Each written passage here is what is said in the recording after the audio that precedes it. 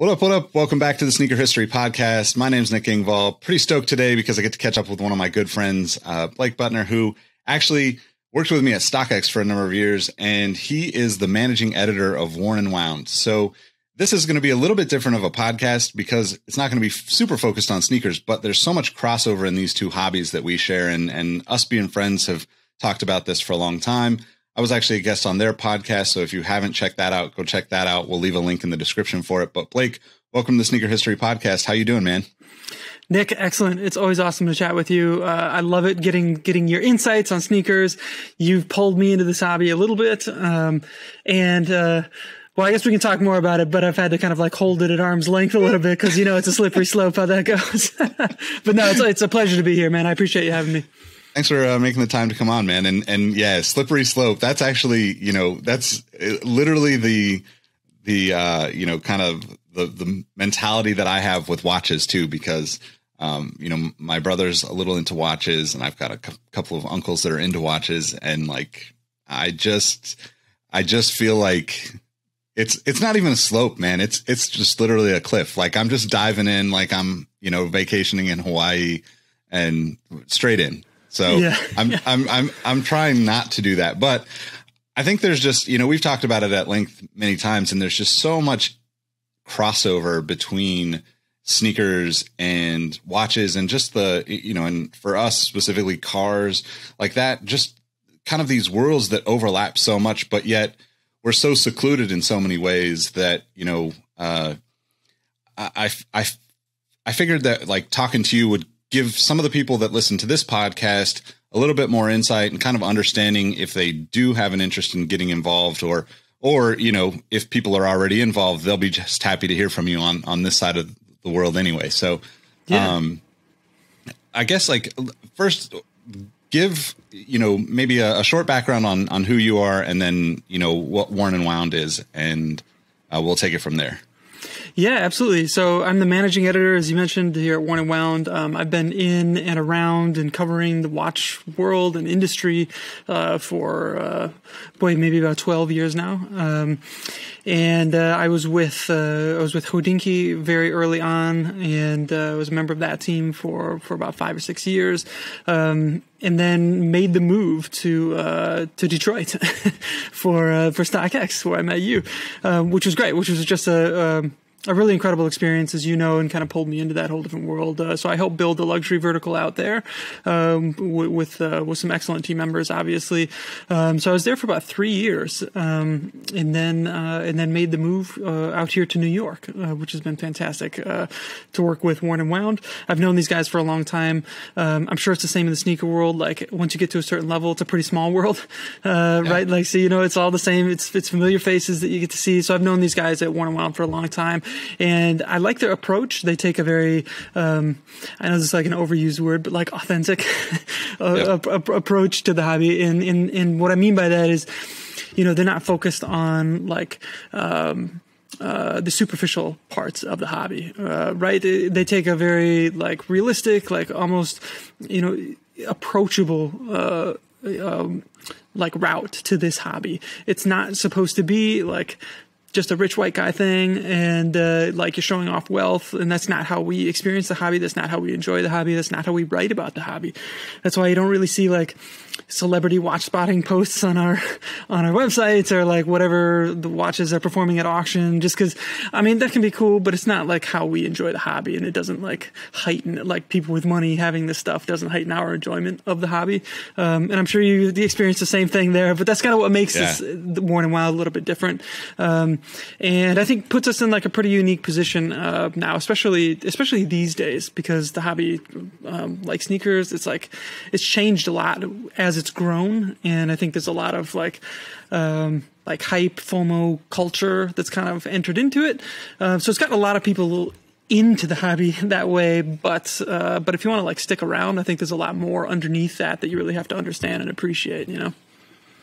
Definitely. I mean, that's so spot on to how sneakers work and sneaker history specifically. The unattainable stuff is interesting occasionally, right? But we can't focus on that stuff. Otherwise you just end up being, bummed out about the entire hobby. And I think that's something that we've tried to kind of, balance. It's like, we want to talk about the whole picture, right? And those things, specifically like high-end auctions that are going on now, where sneakers, unless you were really, really passionate about game worn and game used stuff back in the day, you never really cared about the kind of stuff that's now an ongoing conversation within the hobby. And specifically, like the hype culture and the FOMO and all that stuff, it doesn't matter.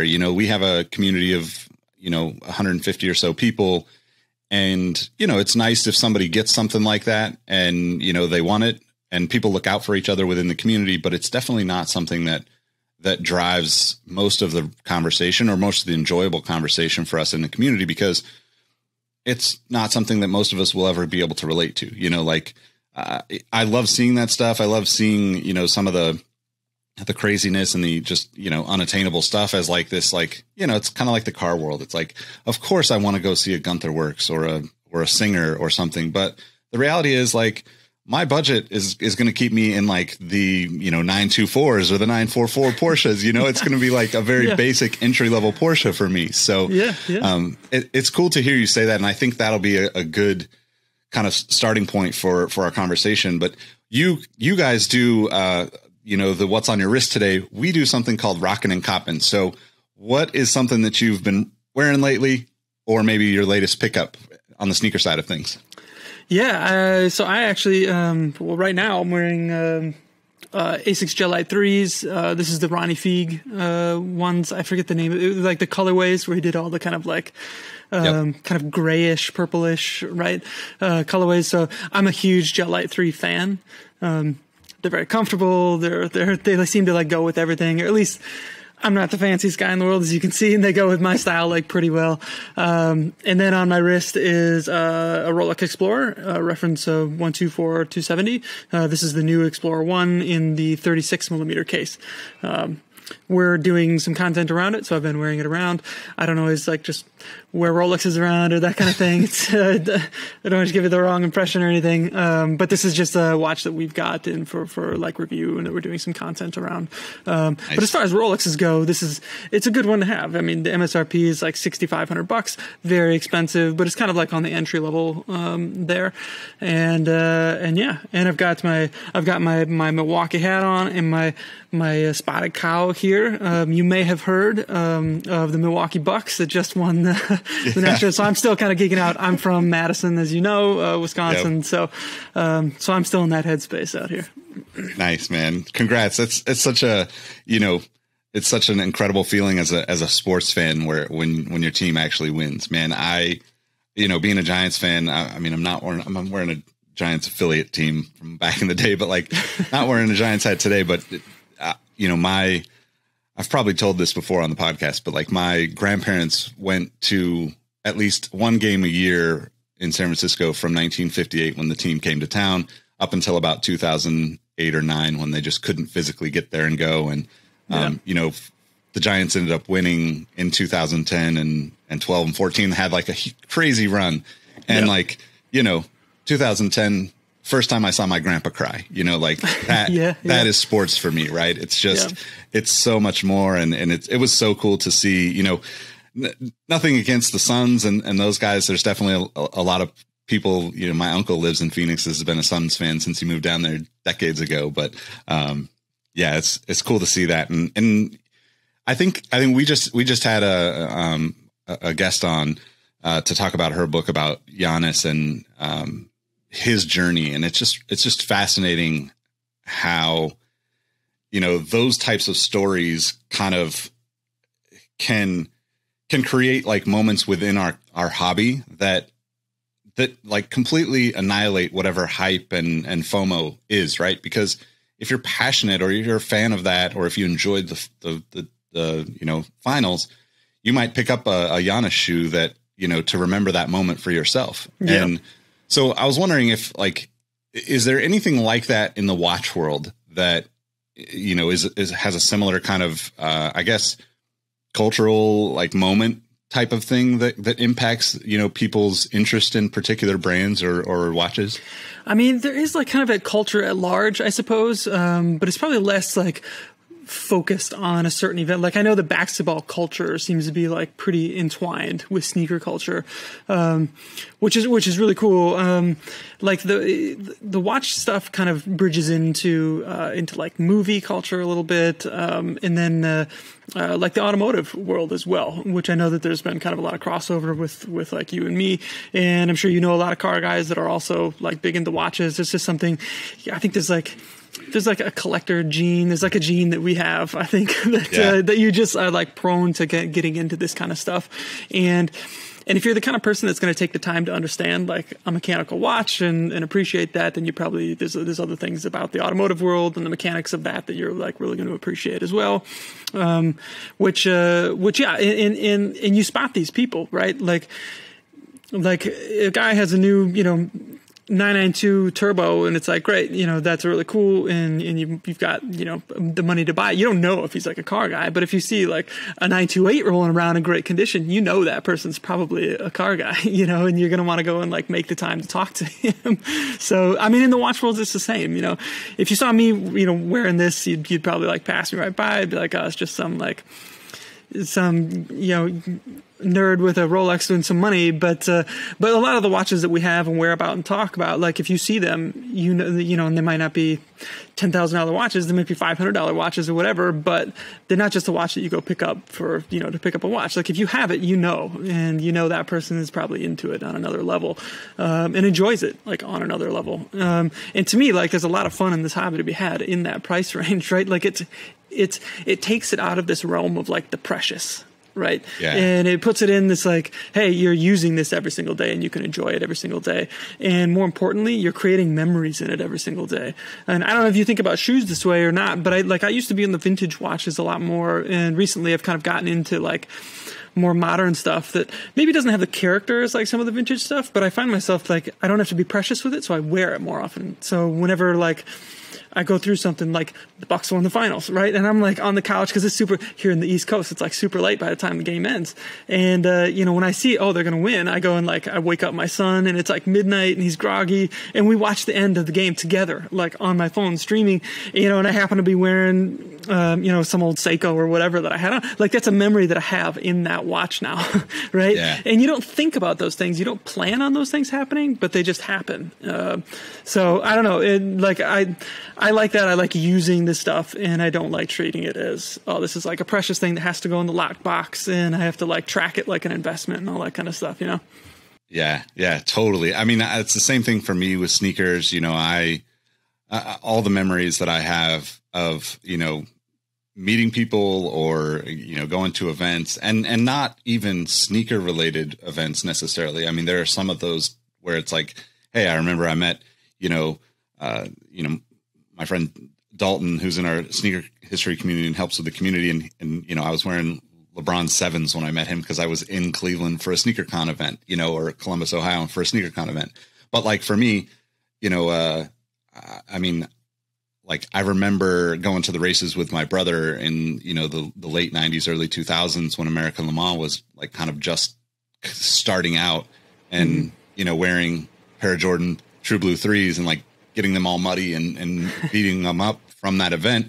And like, yes, of course, it's like you don't want to see it totally destroyed. But at the same time, like that's going to live in my mind way longer than most of the shoes that I own because I have that story, that personal story with it. So I think that's a beautiful thing about like hobbies and kind of that like it's almost, I wonder if, and maybe I'll pose this question to you. I wonder if that for, let's say the average consumer, if that kind of mentality and thought process comes from almost like a pushback to the hype culture and the FOMO that we've been dealing with, for the past, 5 years or 10 years or whatever it's been, because it didn't seem like that was always a thing. It seemed like a rare instance that you would find people that had that same mentality a decade ago, in my opinion, at least in the sneaker world. Yeah. Right. This is like the paradox because there's every week seemingly like something that you got to have. And it's, you know, it's tempting, and you're always thinking about like, oh man, I can't wait for this drop, or I can't wait for that to come out. I can't wait to see what they do next year. But at the same time, these products are being pitched to us. Well, I mean, at least on the watch side, it's like something that you buy and just wear for the rest of your life, right? Like it seems like an odd thing to like, you know, to think about, but I feel like the sneaker culture, like it really touched a nerve, and that like really exploded in that. And it's really fun to see how that's evolved.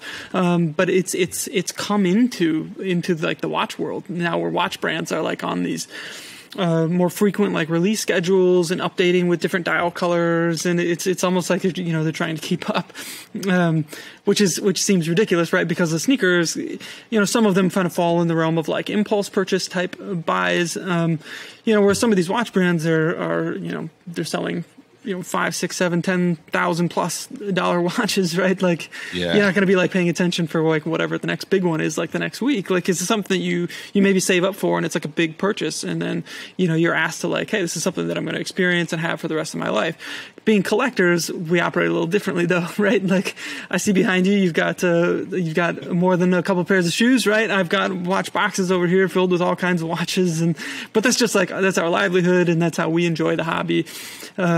So yeah, it's tough. It's, you know, you want to feel like these are things that you can buy and hold on to and create the experiences with. And then how do you balance that out with, well, I can't just buy every new thing that comes out like every week.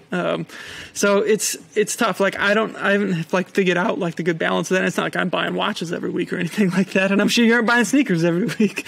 But I guess like, it's just like they seem to be finding like any holes in the, you know, like, we're growing our market share, and you know, we got to make a watch, or we got to make a shoe that's for everybody. And so we don't have a watch for this type of person, so we got to make a watch that's this, or, you know, we don't have a shoe that's like this style, so we got to make that style. So it seems like it's like plugging up all the holes. And I used this analogy on the podcast the other week, talking about like how more watch brands are doing this, and likening it to like in the old days, BMW, it was, you know, it was like the 3, the 5, the 7. If you go back far enough, like the 8, right? And that was that. Like that was the lineup. Now you've got like a 1, a 2, a 3, a 4, a 5, and each one of them has like multiple variants within. The 2-door versions have 4-door versions. The 4-door versions have 2-door versions. Like it's there's got to be a car that's like for everybody, right? And I see a lot of brands like kind of take the same approach. But at the end of the day, now like you walk into a BMW dealership and it's kind of like, you know, what's going on here? Like, sure, the 8 Series is beautiful or whatever, but it's just not the same, you know? Yeah, totally. Do you, I guess, do you see the industry as a whole? One of the things that's, you know, obviously, you know, sneakers, collaborations, and like that limited approach, or maybe just a more focused niche, you know, marketing tactic for a particular region or you know, style or story or whatever. Do you find that in watches, you know, that same kind of mentality of like trying to, I guess, slice up the market in different ways to you know, through collaborations? I mean, we talked a little bit before we started recording, and you know, when you were, you know, when you agreed to come on, I started thinking about like, okay, well, I know Sneaker Freaker magazine has been around for, you know, a long time. They've done G-Shocks. You know, G-Shocks is kind of I don't know. It's like, to me, it's just like the standard, hey, we want to have a watch in the store kind of boutique. Obviously Sneaker Freaker is a magazine, but I feel like most sneaker boutiques are, you know, going to try to get a G-Shock at some point, right? Because that's almost like a stamp of approval from someone outside of their world to say, hey, these guys are cool. But then we also see, you know, I think ASICS did a whole shoe release that was, you know, framed around a G-Shock a couple years back. And then Greats Brand just did a Timex Timex a year or two ago. So is that something that is common within watches? And, you know, what does that landscape look like for the kind of, I guess, I don't know if it's the more, the boutique side in sneakers, does that exist within the watch? Yeah, you do see a lot of this, and obviously like the collaboration type thing is becoming like it's everything, like who you collaborate with now, like it can do a lot. And there's even like collector communities that collaborate with brands to develop their own like watches for the community. Even if it's like 50 of them or 20 of them, like they'll do that. Even if it costs 50, 60 grand, that's just like how it is. But I think the boutique scene, like there definitely is boutique specific models that they'll develop for like Miami, New York, LA. The AP boutiques will get a certain dial color or configuration of a watch, and then that's there. But I also see it like on the like sub $500 scale. You see a lot of this kind of stuff too. That is maybe like more regional thinking, or at least like that's how they're telling the story, right? Like Todd Snyder did this thing with Timex, and it's they talk about up in the Hamptons or wherever, and you can get the thing, and it's if that's like the lifestyle thing that you're going for that speaks to you, then that's great. And I just was looking at these 327s that Todd Snyder did, the farmers market, I think they're called. There's like 3 colorways of them. So yeah, it seems to be like breaking into these like small segments of like, hey, we can tell like a little story here. But I think it works a little better like that, right? Like the 327 is what, like $100, $120 or something like that. And then G-Shock or Timexes or that kind of thing that are like a few $100s. It's easier to like buy into that story if it's like kind of in that price range. When you're talking like tens of thousands of dollars, it's like a different thing. But I see a lot more of that type happening, and especially this year. And I don't know if it's something that you've seen in the sneaker world too, but in the watch world, like this year especially, we've seen a lot of like bright color schemes coming in. And I don't know if it's like because 2020 was such a well, it was 2020, right? Like it was rough. Yeah. We were all kind of inside, and it was now coming out of all this and being able to like go outside and interact with people and all this kind of stuff. And you've seen a lot brighter colorways coming out from watch brands, which has been really fun to see. And I think you capture some seasonality there of like the summer watch. But again, like if you're pitching this as something that you're going to like buy and wear for the next like 10 years of your life, right? The seasonality thing kind of like goes out the window, but they do sell them. And I think more and more people are finding themselves in a position of like, all right, well, I'll maybe have like 3 or 4 watches, and I'll have this watch for like the summer seasons, or this when I go to the Hamptons, or whatever it is, right? So is that a trend that you've seen follow through as well in sneakers? I mean, I think sneakers always has the bright colors, right? Part of it is just that, and I would say the difference, I guess, is that with sneakers, it's always been more about standing out, right? Even if you go back to like, Michael Jordan or even earlier athletes, having potentially their own colorway that matched the jerseys or whatever of the team that they're on, right? That stuff was intentionally done to break from the norm of, hey, a solid white shoe with one accent color, right? So I think that it always exists. I have seen a lot more. I think there's a lot more, I guess, positivity, trying to be pushed into the stories, and rightfully so, right? Like you said, 2020 was, it was rough for everybody, right? And I think, for me, sneakers, cars, any hobby that I've been a part of, that's kind of your escape, I guess, from the real world in a sense, right? Like that kind of,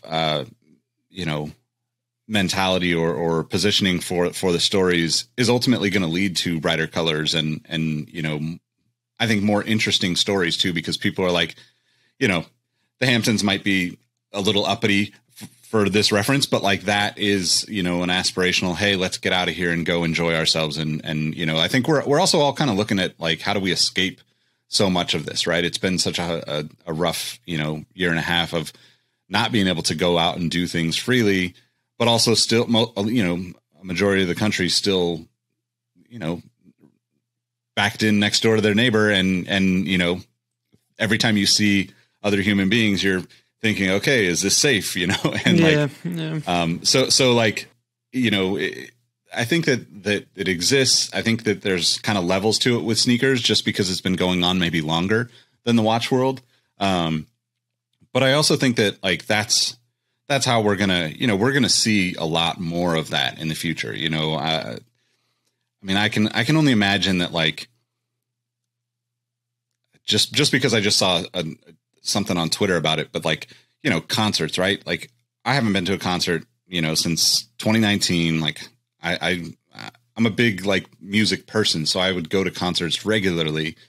I'm not a big festival person, but like I could see how we're going to have a massive boom whenever it is. I mean, we already saw Lollapalooza in Chicago was, 100 and something thousand people every day, and I'm not ready to be in that position, but like at some point we'll eventually all get back to a point of like, okay, let's go do these things that we would love to do. And I could see how, both footwear, watch, all sorts of people are going to be like, hey, let's get involved in that, because that's where all the energy is at for this next, whatever, 2 to 3 years of, kind of recreating normal again, if that's the way to say it. I don't know. But yeah. Do you find that, I guess like the community, the watch community, like enjoys that kind of like smaller, or collaborative effort the way the sneaker world does? Or is it, still kind of new? Yeah, that's an interesting, I think there's a lot of people that are still kind of like, that don't really know what to make of it, especially in terms of like, again, like if this is something that you want to have for the rest of your life, maybe the best way to think of it is, like back when like Rolls-Royce was like a custom coach builder, right? And then they were like making, one-off requests for their customers, and you're getting something that's kind of like bespoke to your taste. Like it's kind of a similar vein to that, especially like up on the high end. Like I was mentioning, those communities that will, design watches for members of their communities that's like totally bespoke for them. Or like auction, the only watch where they make like a single example of a watch to put up for auction. But I mean, there's still like this whole idea of like the exclusivity thing also kind of works at odds with, like, hey, this is a growing community, then you want this stuff to be available to everyone. And, and it's, there shouldn't be a price barrier to entry if you want to enjoy this hobby, right? Like there should be something there for all of us. I think some of the creations that come out of it though are really awesome. And, there's one brand that's like on the really high end MB&F. It's this guy, Max Busser, and then the F is just friends. So everything he does is like a collaborative effort with like all the people that he knows elsewhere in the industry. And while very few people can buy one of those, I think it kind of like heightens your really appreciation and like passion for what's going on. But it's still like OEM type stuff. It's not like taking something that exists and like modding it. It's making it like in your own vision, right? Which is kind of a cool thing, which is different from like, I just saw what's the Lamar Ball, the Rookie of the Year guy. They did this watch with LaMelo Ball. Oh my gosh. Yeah. That's right. So sometimes it works, sometimes it doesn't, but like it has to be deeper than just like throwing like your name on the dial or something. Like there's a lot of stories there that are really interesting, and I think there's a lot of really incredible talent in this industry, and I think the more that you can kind of like pool that together to do awesome things, like of course you want to support that, and people like to see that, but at the same time we also want like cool shit that we can buy, right? Yeah. Yep. So that's what it all comes down to. Yeah.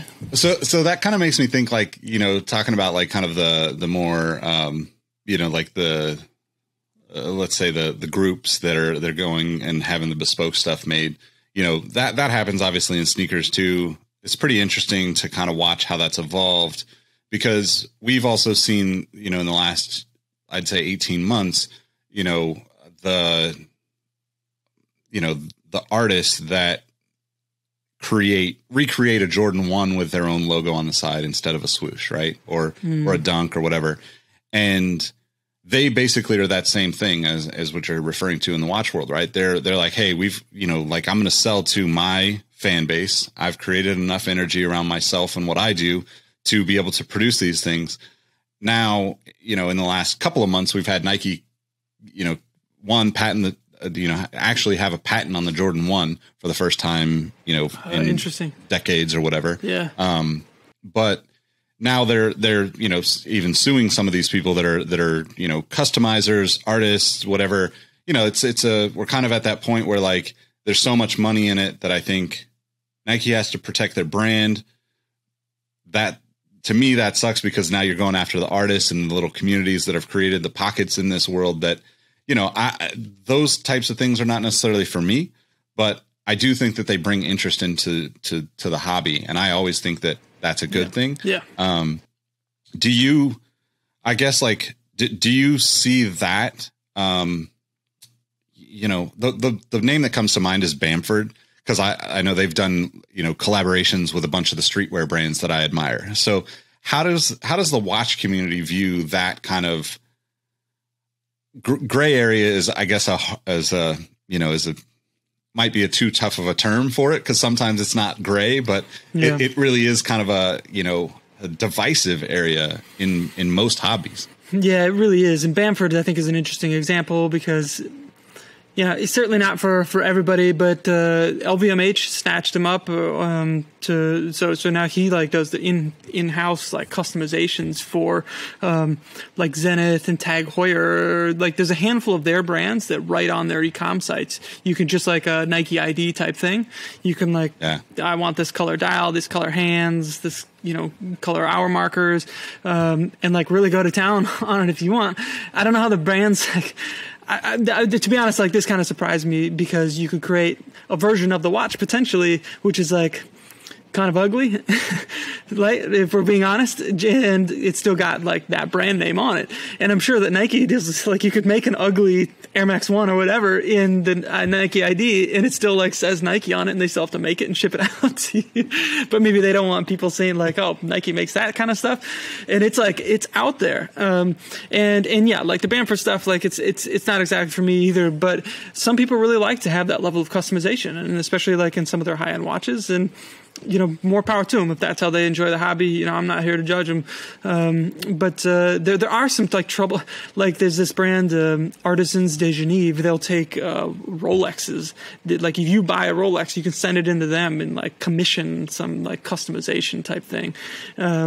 So they mod Rolexes basically. I can imagine like this doesn't like Rolex is like notoriously protective of their product and their IP and they've been around a minute, and so they've got something going on. And I think their whole goal is not like how can we like increase our quarter over quarter revenue. Like their whole goal is how can we make sure that our brand is still as powerful as it is today in 50 years, in 100 years. And that's like their driving force, right? And I think that's where you come into issues when you're thinking of like, oh man, what are you allowing people to do with it? But I agree. I would never like go after the artist community or the people doing this or the creators. But it's definitely a scene that exists, and you can enjoy it on a much smaller level too. The Seiko modding scene is like crazy, and it has been for a long time. We just had this pop up out in Manhattan, where we had people come in. We had a collector meetup, and a guy brought this whole briefcase full of Seikos that he had modded, and they were all unique and different, and he was so proud of them. It was awesome to see like his enthusiasm for that. So he's taking these watches that are $350, $400, $500, and like modding every part of it to make it his own, which is, I mean, it's pretty cool to see, right? And that's like how that's his passion. That's how he enjoys the hobby, and more power to him, right? I think that seeing that kind of a thing gets a lot of other people, as you mentioned, into the hobby as well. They're saying, oh, I could do that. I could make it my own. Like there's something powerful to that, I think, Yeah, definitely. And I think that's, it's interesting because, there is no right or wrong with it, right? I think that people being creative is always a good thing. But at the same time, we're in this interesting spot where, what's the difference between, not to pick on anybody, but what's the difference between, anybody on Instagram customizing a Jordan 1 and Virgil Abloh customizing and making his own Jordan 1, right? Like in a sense, Nike and all the brands that are doing these collaborations and bringing in these artists and designers, they've created this demand on the business side of it. They've created the demand by bringing in the partners. Now people are like, hey, I've got all these shoes, or I have access to, I'm going going to go buy these shoes from a Nike outlet and do this to 10 pairs. And next thing you know, it's 100 pairs. Next thing you know, it's 500 pairs. And next thing you know, it's like Nike's telling you not to do it. So it's a really kind of interesting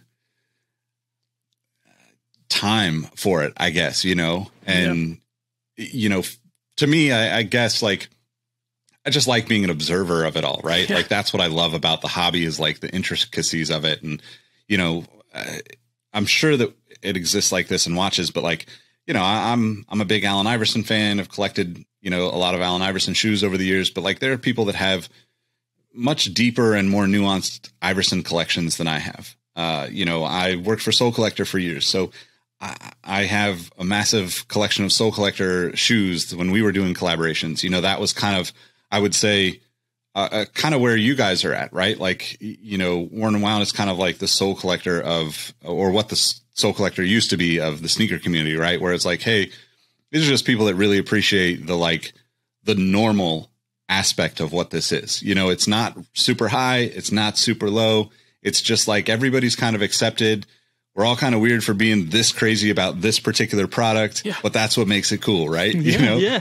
Well, that's what's weird about it, though, and that's what I like. And that's the difference. Again, like the guy, it's easy to just walk into a dealer with a handful of money and just buy like whatever's hot, right? But it takes like time to like curate like your own taste and put together like your own, like you're bringing something of value to the community if you like have such a focus on like one thing, right? And especially with something like Allen Iverson, right? Like those shoes, maybe like a lot of people coming into the hobby right now are not familiar at all with, but there's a whole lot of scholarship now thanks to collectors like that are putting a spotlight on it and like saying, hey, look at this whole catalog of stuff that you didn't know about. That's awesome, right? And I know like the whole vintage, like heritage reissue thing has become like really big in the watch world.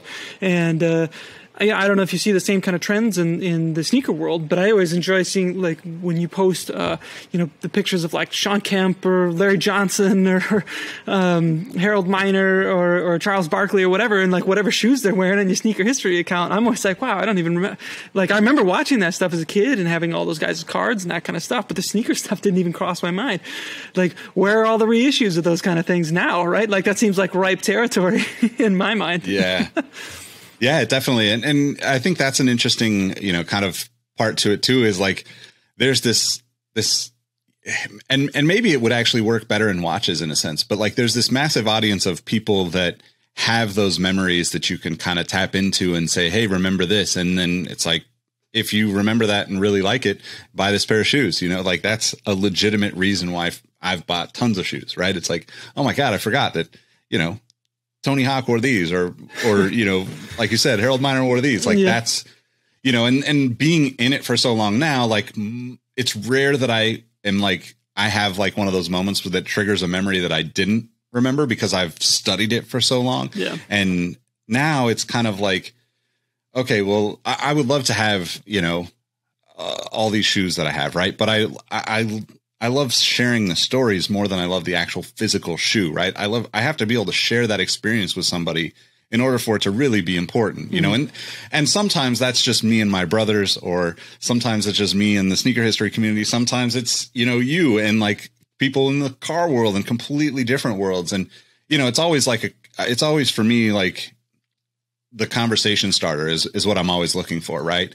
And sometimes, to your point about, the watch you're wearing today and saying like, hey, the average person might not care, but like when you have that watch that's nuanced enough, you're going to get into a conversation that is just so kind of, puts you in the zone and gets you in that mood of like, this is why I love this stuff, because, somebody noticed enough and knows enough about it and cares enough about it to be able to have those conversations. But it kind of makes me wonder too, like, is that whole like kind of retro like vibe a thing in the watch world the way it is? I know sneakers has become like almost too dependent on it in my opinion, but how does that look in the watch world for people that are, not as well versed in the watches? I would say it's the watch part is a lot of brands are becoming too reliant on their back catalog as well. It's easy to look back and say, oh man, this watch is like really on trend right now that we made in 1968 and 1969, like let's bring it back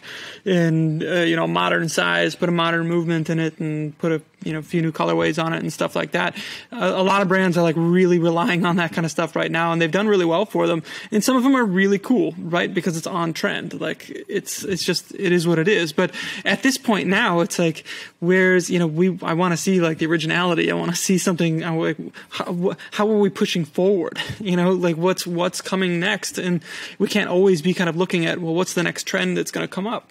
And how can we be in front of that? But like, hey, what do you want to make? And like, what does that look like? And make it. And that's where I think there's a lot of like young brands right now that we really pay attention to that are making their own thing, and it's wholly original, and you love seeing it. I mean, the inspirations like are there, but it's not like it's borrowing the heritage of somebody else. It's creating something entirely new, right? And I think that's really important for the future of these hobbies, that somebody does that. Like, we cannot just keep in this, it's like the cyclical nature of it. And I love some of these reissues, like as much as the next guy, and they're really good looking and that kind of stuff. But for like the longevity, I don't know, it's hard to like really get behind some of that stuff, because you wanna like reward brands when they're doing something original. But I guess it's also a risk, right? Like Audemars Piguet, really high-end brand. They're really known for the royal oak, right? And that's a shape that's been around for a long time, and they've become like, almost like chained to it, right? Because it's so successful. And a few years back, they tried to do a new model, the Code 1159, which is just like a totally new, unique thing, and they got kind of raked for it. Was it the best looking watch in the world? That's all subjective, but I like that they did something different and new, and I like it when brands do that, and I think they should be rewarded. But it's a scary area to get into. It's like, well, we know this works, and this might not work, and people might hate it because people hate change, and the internet's going to internet, and it's just going to be ugly for a while. But it's something that you almost like you have to do and just like commit yourself to, and just like stick to it and like evolve it over the years. And I don't know. I don't think many designs are just like snap, like it's super popular. Maybe the Jordan 1 or something like that, right? But yeah. And then there's a few watches that I'm sure were, but a lot of it, like, it just takes time, and like it kind of goes in and out of taste, but like it's its own thing, and it's staying in its own lane. And I like to see that in the watch world. I want to see more of it in the watch world, and I don't want brands to be so reliant on what they did 50 years ago. Yeah, definitely. I feel the same way about sneakers. I do like seeing the retro product, if it's done well, and it's tough because a lot of times, the approach now is, well, we've got to make, I don't know, let's say 100,000 of these shoes, which means not only are you going to make the original color, but you're going to make 8 other colors that nobody really cares about. And it's like, we put a South Beach color on the Jordan 1 because, we had to make all these Jordan 1s to, make the mold. The Jordan 1's a bad example, but like to be able to, justify the money that it costs to make the mold to make that new retro product. Right. Yeah, so yeah. It's a really kind of catch-22 for the brands, because they're not in the business of making small quantities. And that is what ultimately hurts them when it comes to, I think, the kind of nostalgia aspect of sneakers. Yeah. But do they rely on that though? With something like a Jordan 7 or something, like, do they need like the infrared 6s the 6, right? The infrared 6s, yeah. And then they did the Travis Scott one. Like, do they rely on those kind of like flagship blockbuster releases to like, okay, then off the back of this, we're going to release like 10 other colorways because like everyone's hot on the 6 now, right? Yep, definitely. Yeah. Yeah.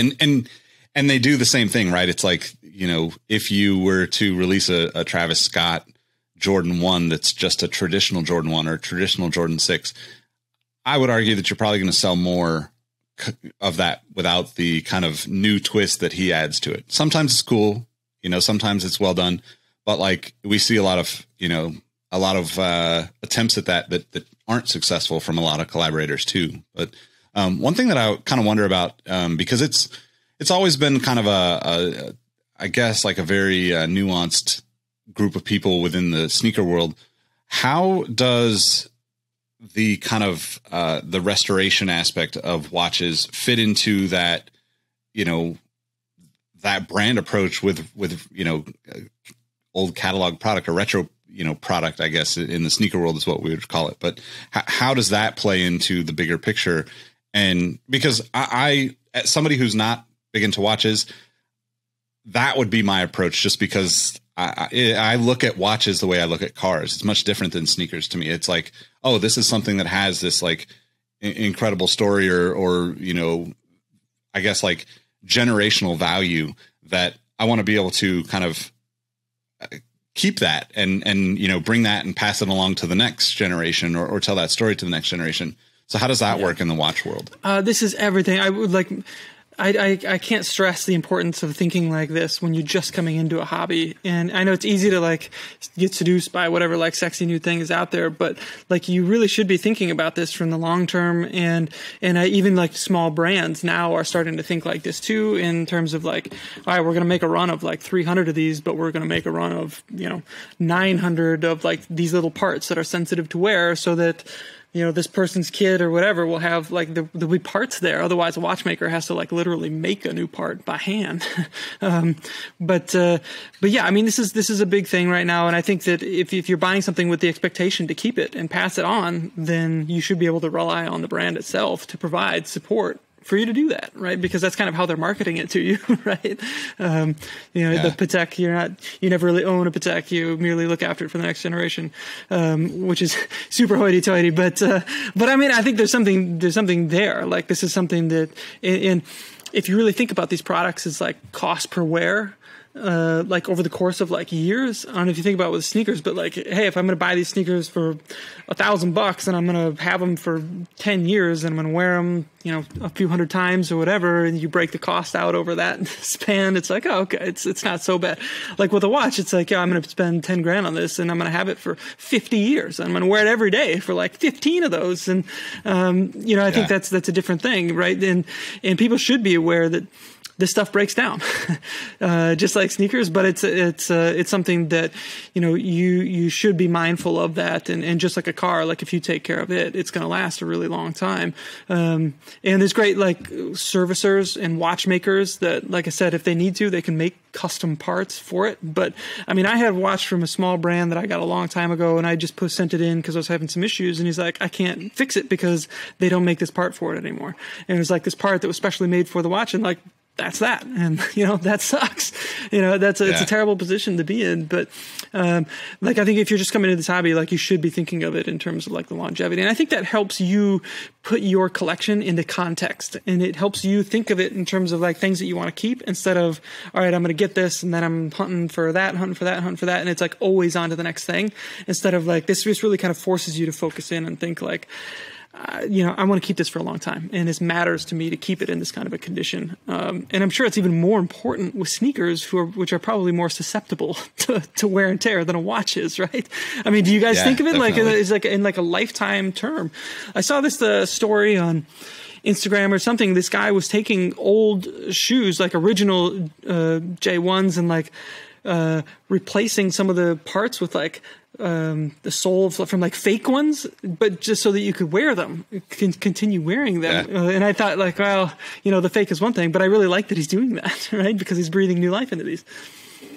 Yeah. Well, and that's a really interesting thing about sneakers now, right? There's so many, knockoff companies making this stuff that it's, easily accessible, where, and you could get into the debates as to whether like, I'm sure it happens in the watch world, right? You said that part is not available for the watch you sent in. If you went and had somebody make it, does that take away from the authenticity of the watch? Like that could be debated, forever, right? It's just like, for me, it's just like cars, right? It's like, okay, well, if you replaced it with a non-OEM part, is it really a real whatever, right? And it's like, well, yeah, to a certain level, certain things you're going to want to be 100%, OEM if you're trying to keep it that way. If you're trying to just drive the car, you might just want it to run and function, right? So I think with sneakers, we see a lot of people kind of doing that. I guess the good thing about sneakers is there's just massive amounts of swappable, interchangeable parts, right? A Jordan 3, for instance, you might not have the you don't have to, if you have a black cement pair, you don't have to have a black cement pair to replace the outsole, midsole, right? You can pull that off of any number of Jordans, have it, painted or, whatever to kind of give you that experience again, that you got from the Jordan 3s from 20 years ago or whatever it was when you got that pair. But I do think that I think it's an interesting idea to think about, the manufacturers even providing some of this stuff, right? Because at some point in the sneaker world, I think it has to happen. And, there's not a lot of talk about this because I don't think most of sneakers is ready for it.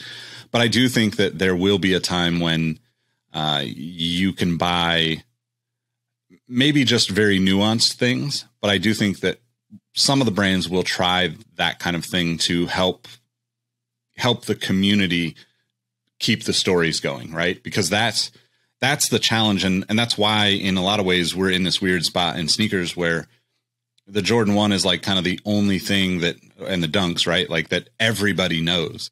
But if the kind of customizers and restorers were empowered to bring a story back for some obscure shoe from, Larry Johnson or something like that, you might see interest in that shoe because it's so unique at some point, and I think it's just an ebb and flow. We'll eventually see, Dunks and Jordan 1s kind of go back to this.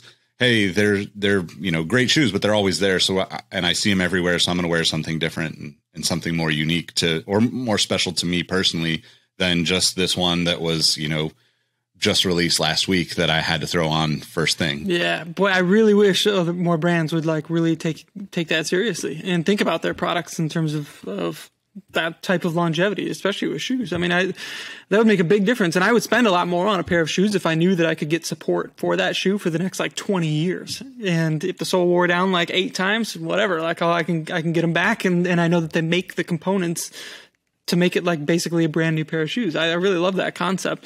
And I think, watch brands are starting to think of this if you bought a watch in the late 90s with this bracelet and you still got to make the parts for that. If if a guy buys it and loses a bunch of weight or gains a bunch of weight or whatever in 15 years and he needs a new link for that bracelet. And it's a lot of these small things that you don't really think about, but you should be thinking about, especially when in these hobbies where, these are things that mean something to us. We're creating the stories in them, at the end of the day, and we want to keep them around and we should keep them around. And it feels more efficient and more responsible, frankly, if we think of these products that way, instead of every couple of years, I'll just get a new pair or a new watch and throw this one away. That's not okay. But, but there's the value of it too is a whole other part. And when you talk about replacing with non-OEM parts,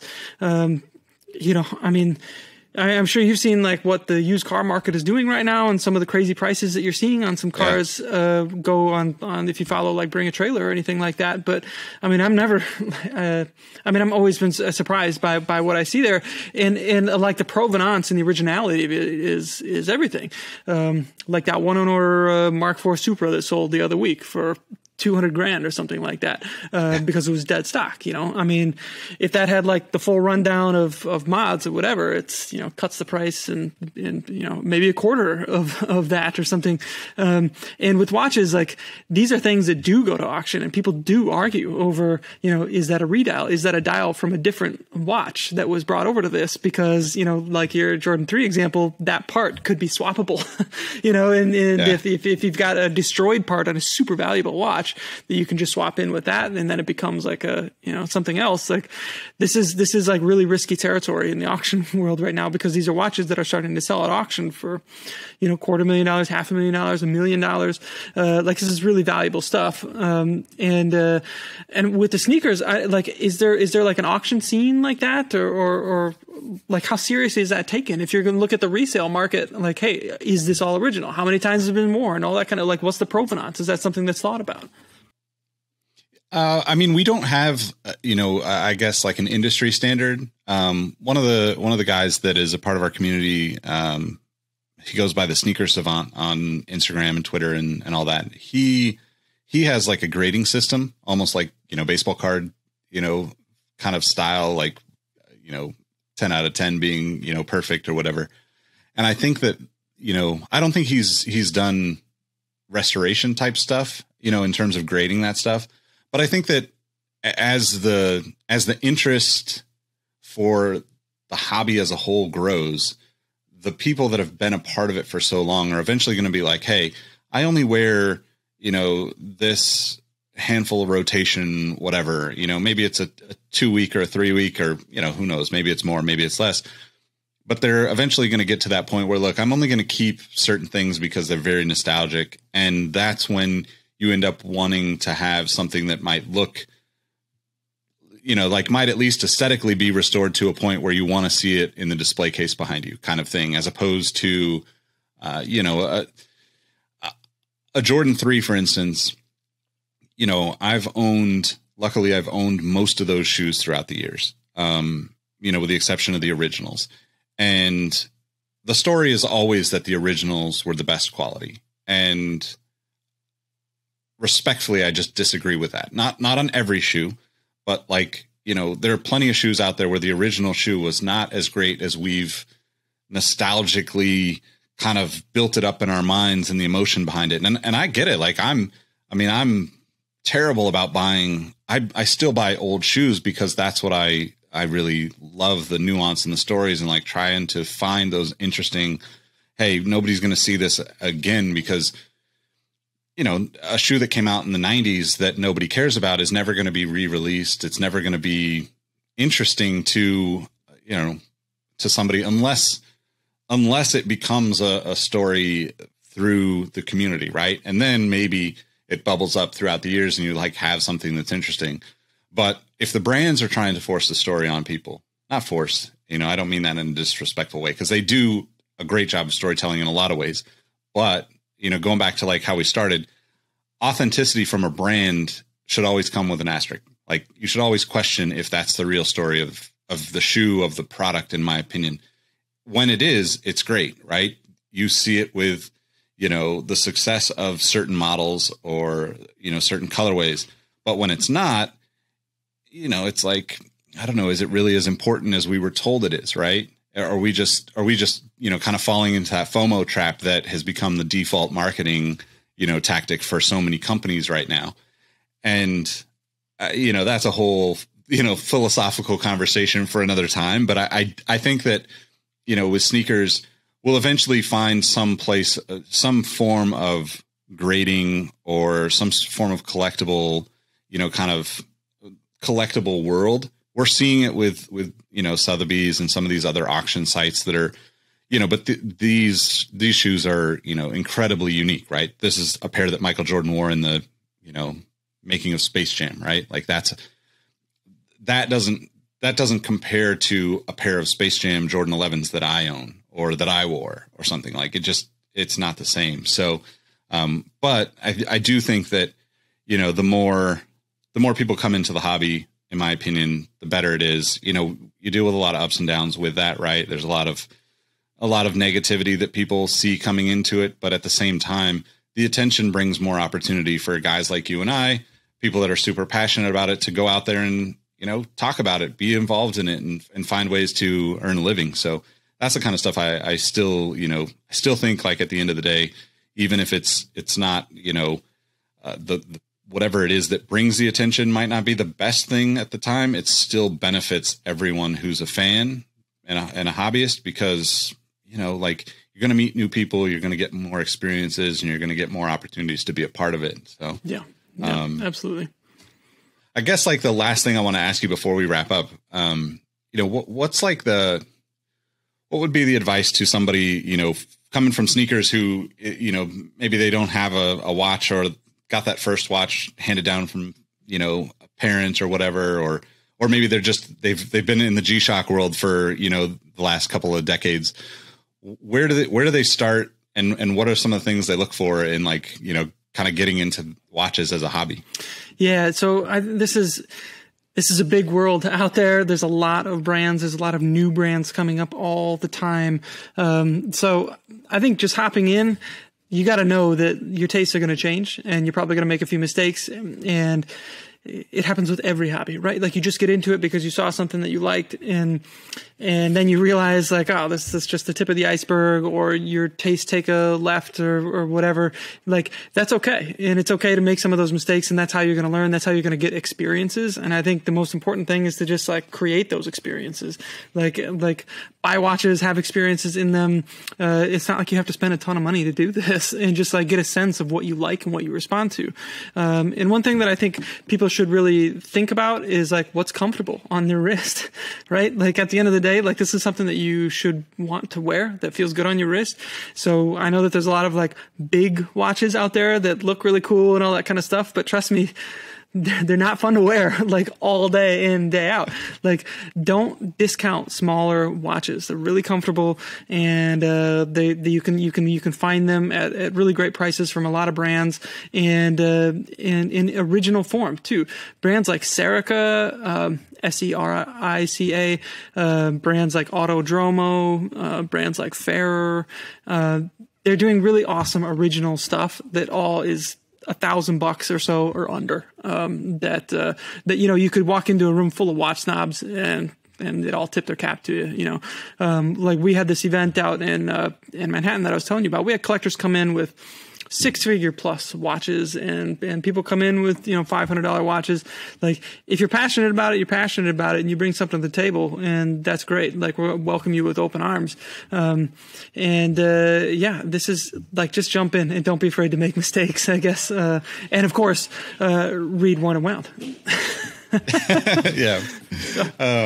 Awesome, man. Well, I appreciate you taking the time to chat with me. Definitely want to give you the opportunity to let people know how to find you, obviously personally or with Worn and Wound too. Yeah, I appreciate it, Nick. It's always a pleasure. So I am Blake Buettner, at Blake_Buettner, Buettner, or just hit up Worn and Wound, at Worn and Wound. Check out our podcast. We've got clowns like Nick on all the time, and we're always just having great conversations. So, and it's not always just about watches. So don't feel like, you got to be a hardcore watch nerd to get in and enjoy it. And so yeah, check out the site and, engage with us as you want, and let us know, if Nick sent you. We'll give you a shout out. Awesome. Thanks, man. Thanks for coming on. Make sure you guys, I'll put links in the description to Blake and to Worn and Wound, but thank you all for tuning in, rocking with us again for another episode, and we'll catch you on the next one. Peace.